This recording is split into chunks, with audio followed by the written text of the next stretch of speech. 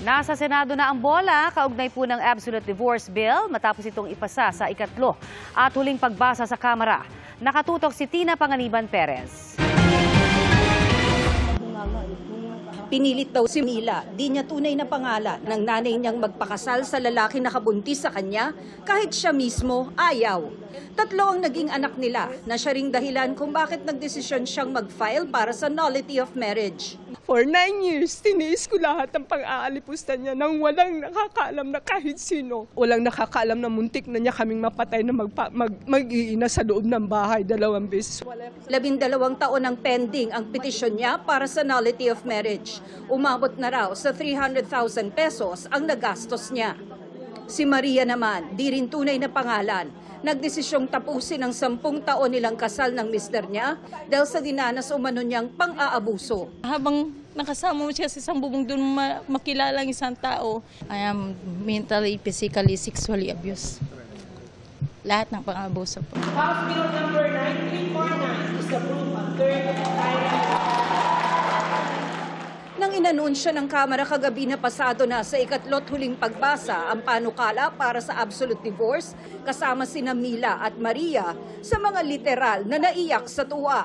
131 naman babatas ang pumabor sa panukala, 109 naman ang kontra, habang 20 ang nag-abstain. Sa panukala, kailangan magpetisyon para sa divorce ang isang kinasal o ang mag-asawa sa korte, gaya ng ginagawa sa legal separation, annulment of marriage at nullification of marriage. Papayagan lang ang absolute divorce pag di na talaga maisalba ang pagsasama. Ilan sa kasama sa grounds ay physical violence o grabing pang-aabuso sa asawa o sa anak, pagpilit sa asawa o anak na pumasok sa prostitusyon, pagiging adik sa droga, alkohol o sugal, homosexuality, marital infidelity, pagtatangka sa buhay ng asawa o anak, at pag-abandona sa pamilya. Mas mura rin daw ito kaysa ibang paraan ng hiwalayan dahil tinatakda ng panukala na hanggang 50,000 pesos lang ang gagastusin ng nagpetisyon. Pero kung ang ari-arian ng petitioner ay hindi lalagpas ng 2.5 million pesos, pwede na siyang hindi pagbayarin ng kahit anong fee. Kapag na-file na ang petition for divorce, magkakaroon muna ng 60 araw na cooling off period kung saan pwedeng magkabalikan ng mag-asawa. Pag hindi na talaga, magsisimula ang pagdinig matapos ang cooling off period. Kapag pinayagan ng korte na mag-divorce ang mag-asawa, pwede na silang ikasal ulit sa iba. Sisiguruhin din ng korte na maayos ang hatian ng conjugal property, pangangalaga sa mga anak, sustento at iba pa. Pero kung mapapatunayan ng korte na isa sa mga ikinasal ay pinilit ng kanyang asawa na magpetisyon para sa divorce o kaya nagkuntsabahan ng mag-asawa, makukulong sila ng 5 taon at pagmumultahin ng 300,000 pesos.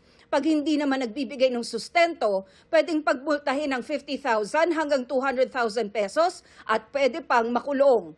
Sa buong mundo, tanging ang Pilipinas at ang Vatican na lamang ang mga estadong walang divorce law. This is half the battle won for us. So we're hoping na yung ating Senate po ay magkaroon din po ng heart, compassion para sa mga matatagal ng hiwalay. Doon tayo pupunta sa Senado upang ma-aproban ang counterpart measure at hindi tayo mahirapan dito sa BICAM sapagkat halos pareho ang version ng Senado at ng House. Bilang tagapangulo ng Senado, wala akong balak dumiin pabor o kontra dito. Mas nais kong palawakin at gawing affordable at accessible yung annulment na nasa family code natin ngayon. Kung tuluyan man daw ito maging batas, giit ng Catholic Bishops' Conference of the Philippines o CBCP, hindi raw nito sakop ang mga kasal na binasbasa ng simbahan. Dagdag nila, hindi raw solusyon ng diborsyo sa mga problemadong pagsasama. Wala pang pahayag si Pangulong Ferdinand Marcos Jr. sa pagpasa ng absolute divorce sa Kamara. Dati na niyang sinabi noong kandidato pa lamang siya sa pagkapangulo na bukas siya sa ideya ng divorce. Pero dapat pa rin daw bigyan ng pagkakataon ng mag-asawa na ayusin ang kanilang pagsasama. Para sa GMA Integrated News, Tina Panganiban Perez, nakatutok, 24 oras.